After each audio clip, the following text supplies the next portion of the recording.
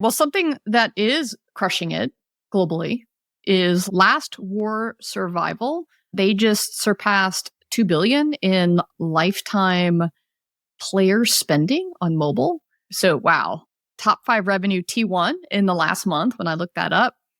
You have Monopoly Go, Royal Match, Roblox, Candy Crush, and then, Last War Survival pulled ahead of Pokemon TCG, which is number 6, and Whiteout Survival is number 7. So it's pulling ahead of Whiteout Survival. Definitely these ideas of these games that are more, very, very casual with the deep monetization afterwards seems to be working. So Phil, what did you see when you looked into it? So I think there's a ton going on in 4X. I think Joseph Kim and the 2.5 Gamer guys have been doing a really good job covering what's going on the creative shift side. I think there's the web store stuff too, which needs to get a shout because 4X does so well when it comes to web store shares because there's a lot of direct distribution. Not only that, it's highly competitive. So like, for instance, if you're able to like optimize your spend using the web store, you get more bang for your buck. That's actually helps your power score. It helps you, take over the server. So there's a lot of competitive pressure, I think, also to be on the web store. I think the thing that I would push back to both you, Eric, and to Jen is like, I think this hurts a lot of what you guys have been talking about. So I looked into taxonomy revenue, which is given by Sensor Tower as the strategy genre, and then kind of filtering for what they call 4X. It's up from the depths of 2024. It's not quite where it was at its height in 2021, but it's on the upswing. And this isn't the direction I would expect in a post ATT world, especially considering web stores, which we were just talking about. That's not here. So I would say that's one thing I'll park for Eric. And for Jen, the thing I keep trying to wrap my head around is like fake ads or even just implementing, I would call fraudulent gameplay for the first part of the funnel has like been this LTV durable strategy. And I feel like this just cuts at like everything brand stands for, delivering the fantasy of the IP. Like we're materially frauding people with what games are. And I look at 4X and like, this is what the genre has become now.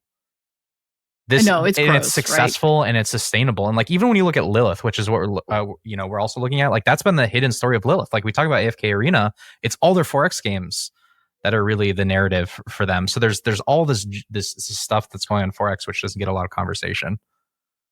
Yeah, the thing I will say about this fake ad topic, which comes up a lot, is what the games are doing. And Game Refinery actually did a little bit of a piece on this, and that what they found is that half of the top 200 games are integrating these fake ads or these mini games as different parts of the game.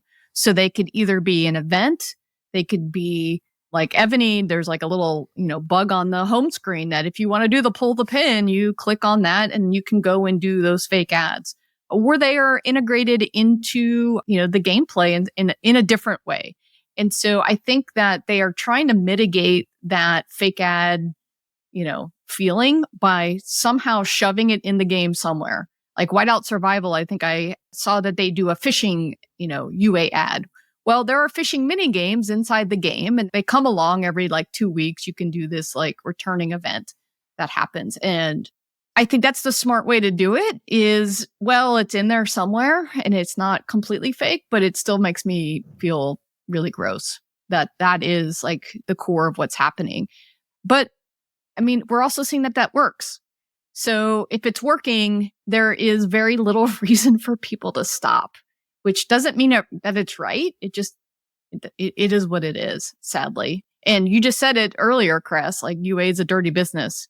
Look, I think this is the strategy, right? Basically casual gameplay with deep monetization design is what I said way back when IDFA happened in Turkey is like, this is it, right? They actually executed against it. It took them a while, right? It took them a while to come out with these games that did that.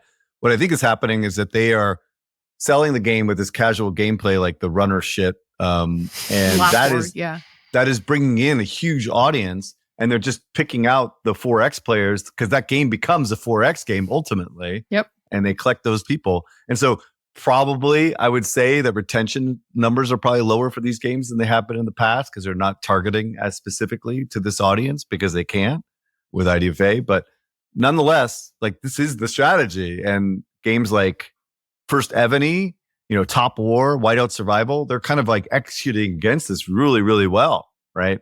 To bring people into these games. And anecdotally, like I played this game for a while, right? I might have said this already on the podcast and I apologize, but yeah, I played Last War for a while and the game is amazing. And actually the gameplay itself is what attracted me, like this runner style gameplay, right? But that gameplay actually takes a back seat once you get pretty deep into the game. And then it becomes such a 4X game that I got my ass handed to me and destroyed. And I'm like, fuck this. Like, this sucks, right? So I stopped playing, right? And now I'm just a fodder for the masses of people that are continuing to play the game because they just keep taking all my resources time and time again. The exact same shit that was happening when back in the day with Kingdoms of Camelot at Kabam. Yeah. So anyway, this is the strategy, right?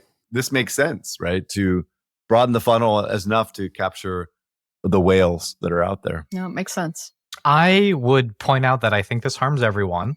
Like, I think there's this negative externality when you run fake ads, which is that now the user doesn't know if the ad is truly what the gameplay is going to be down the funnel or not. And you don't know which ad is fake and which one is not. So I think it actually artificially raises CPIs across the board if you have fake ads. It makes users just more hesitant to engage with ads overall. And I think that harms the overall ecosystem. And I'm surprised no one has cracked down on this.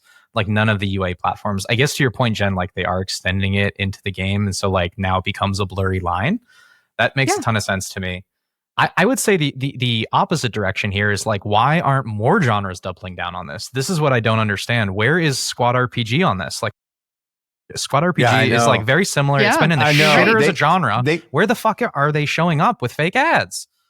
So I think there's a huge opportunity to do this with that particular genre. I think, this RPGs in general are the only like genre that's kind of declining these days, because I don't think we have seen an execution that actually takes advantage of this. So I think that is a huge opportunity.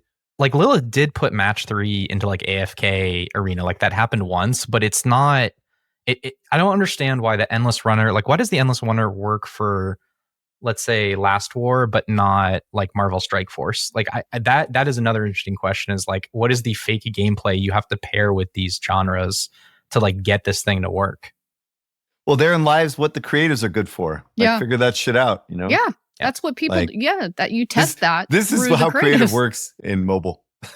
I think we've talked about this before, but like, this is the only thing that I can actually say Voodoo and these super fucking hyper casual bullshit games have done for the business, is created these type of gameplay that actually is attractive to a broader audience that can sucker people into playing 4X games, like they did a great job of creating these type of games. So good for them. Right. So yeah, now we need to couple it with RPGs and simulation games and get people into the fold, Yeah, Philly, you might remember the choice ads for Walking Dead, right? For that Squad RPG, we did those choice ads and they were incredibly successful. It led you to believe that, do I let my dog die or do I feed it to the zombie or whatever horrible choice you have to make? And the game did have a little bit of choice because in the story mode, you did make choices. And so that's how we kind of justified the idea of having that happen in UA. But could they have doubled down on that? Could they have made that like a deeper thing? Maybe. So the one sentence summary of this whole podcast is advertising is a fucking dirty business.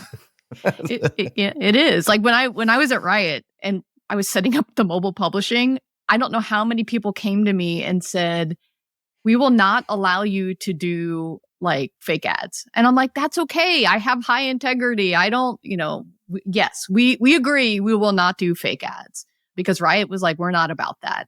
And it was probably one of the top concerns of people at Riot and likely at Blizzard too, when you've got like the integrity of these games and everyone knows what it's like in the UA sphere to create those crappy ads. So I know it's a thing.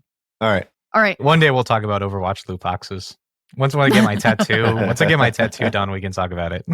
Overwatch, is it out yet? Loot boxes? No. Is it happening? It's just announced. We're back, baby. Mini celebration. We can do it here. Blizzard, there we go. Segment Blizzard covered. Is like, they're kowtowing to the market forces. Oh no! Their creative integrity. Their creative integrity is in shambles at their Blizzard right now. No, Microsoft overlords has corrupted their purity. Awful take. This is swagger. Okay. This is Swagger. This is a team that Swagger? is striking back at Marvel rivals and actually doing something interesting. This is the Overwatch we were promised. Oh, all right. All right. Well, And one loot day, I boxes guess are a we'll part of cover that. this story. Compromising all their morals, the moral high ground. They're not selling the loot boxes, by the way, just to be clear. They're only earnable in game for now. Oh, okay. Well, that's okay, different. that's different. Oh, that's stupid. All right. All right. Thanks, week. everyone. See you next week. And maybe we'll actually talk more deeply about it next time. All right. See ya.